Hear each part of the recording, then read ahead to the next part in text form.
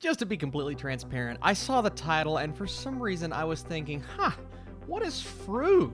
That's a weird name for a show, not knowing what it was actually about. And then I saw, oh, Sigmund Freud. What is wrong with me? What is up, Netflix fans? Welcome back to my channel. Today we are talking about the brand new Netflix original series, Freud. Let me know in the comments down below, did you enjoy this series? Did you know what it was about, unlike me?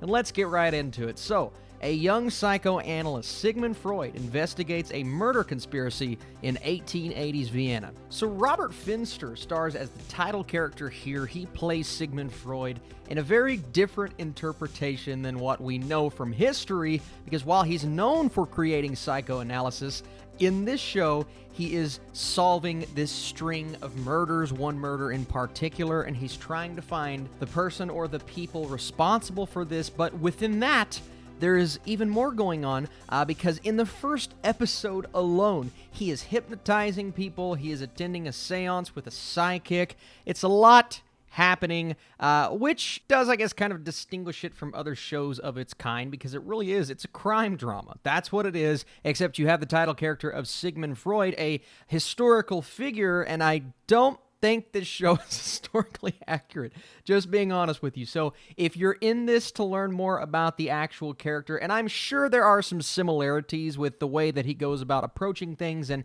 in the first episode alone, he is doing what we expect him to be doing by hypnotizing people, and he kind of just stumbles into it. Right at the beginning of the show, we see him planning things along with someone else to impress a group of people. But when it comes time to actually execute this, it turns out that he does have the ability to do what he did not think he could do.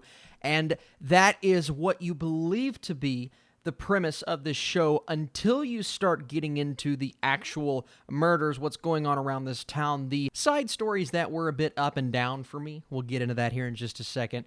But it's also a brutal show, right? If you're looking for something that feels more so like what you would expect to see in a horror show or a horror film, even though on IMDb it only says crime underneath genres, so I want you guys to know what you're in for. This isn't just a crime show. This isn't just a showcase of who Sigmund Freud is, even though we get that. We get a lot of depth in character development from our main character, and he's absolutely the bright spot and the highlight of the story that's supposed to be about him, so that's definitely a positive. But oh man, I mean, it is horrifying at times. Like I said, some of the imagery was really scary. We see certain demonic-looking figures kind of feasting on other people. Not actually, these are visions. These are what certain characters see throughout the show.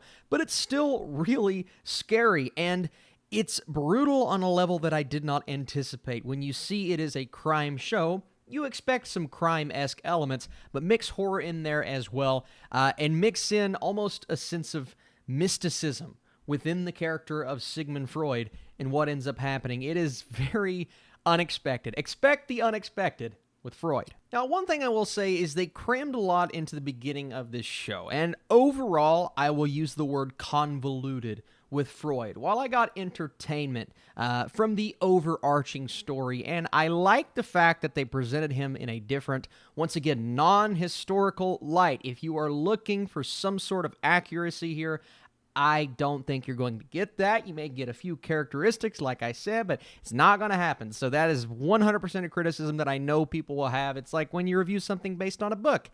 Austin, you have to read the book. It's got to follow the book. Or when you're doing anything based on something that happened in reality, most of the time people want it to follow what actually happened. Well, I see this as a show that establishes itself as something that is not going to follow history within the first 10 minutes of the show. And once you realize what it's doing and the fact that it's setting itself apart, that didn't bother me all that much, but I completely understand how some people will look at this and say, yeah, I wanted a different version of what I thought I was getting. And I get it. But yeah, like I said in the first episode, you just have Freud trying to establish himself in the medical community. He's not sleeping very well. He's not eating.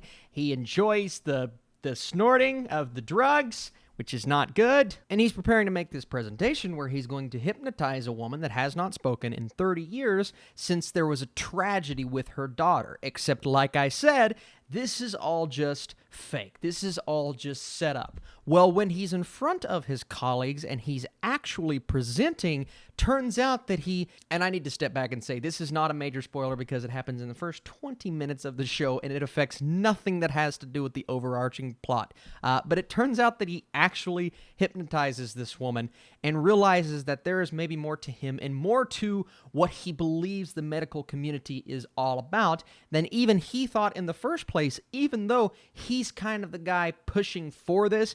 He just never really believed in it himself until that moment.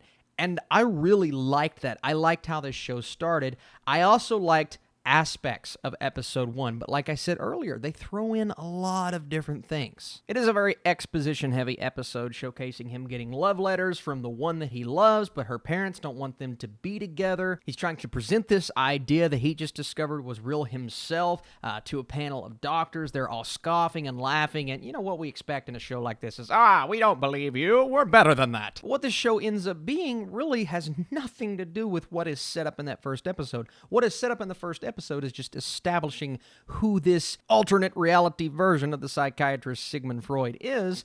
It really is a full-on murder mystery. Because then we get introduced to this world of dreams and nightmares that we explore in this show, and that takes up a lot of time, one, to establish this, and two, to get us kind of on board with what's happening. He goes into this seance. One of our characters has a bad trip into an alternate realm, and there are blood-stained demons in this what seems to be a dream at first, but then you understand that maybe it's not all it seems to be, so she becomes a key character in this overarching plot, and Freud's amateur hypnotism and his charming ways bring certain people on this mission and this journey that, takes its time. For sure, there are a couple of episodes that felt like they went on forever. This isn't the most bingeable of shows. That's why I'm reviewing it a bit later today, because it did take some time to get through, and I did have to pause it on occasion, do other things, come back to it, because I wanted to get to the point so many times throughout the series. And not even to say that it was a boring journey, right? That's not the word to use here, because there are so many things to this show that make this engine run, right? You have a lot of nudity, you have a torture chamber, you have tunnels underneath this city, you have hypnotism, seizures coming from the hypnotism, you have cannibals, you have a duel where two people are basically trying to kill each other, a lot of side characters that come in and out. We explore the family lives of those side characters. It's just a lot packed in one show.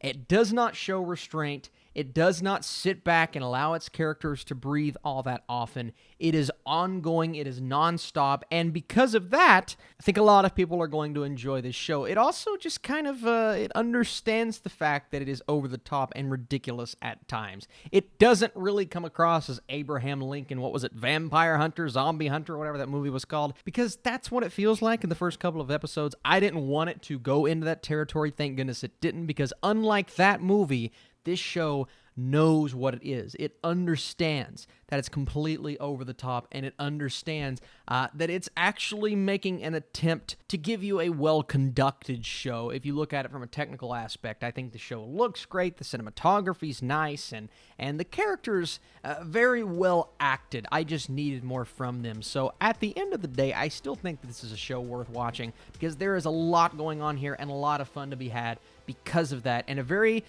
different interpretation of a historical figure that I don't think enough people know about, but because of that, I think we're going to be okay with the fact that they're going a new direction. So let me know down below, did you guys watch Freud? Did you enjoy it for the journey that it ended up being? All of those things, and be sure to smash that thumbs up button if you like these Netflix reviews. I'm still going a 65% for Freud, and maybe it's one of those things where it leans so far into what it is, I can sit back and go, you know what, I appreciate that for what it is, and I think it's going to find its audience. So I would love to know your all's thoughts down below. Is this a show that appeals to you? Thank you so much for watching this video, like I said, and I'll be back very soon with more streaming content. But before we go, I do want to make an announcement. Actually, it's just a thank you to everyone who follows me over on Patreon. We're doing some fun podcasts, and hopefully a conjoined Netflix watch party here in the near future. But for these 4 names, your support has meant so much. But for really everyone over there,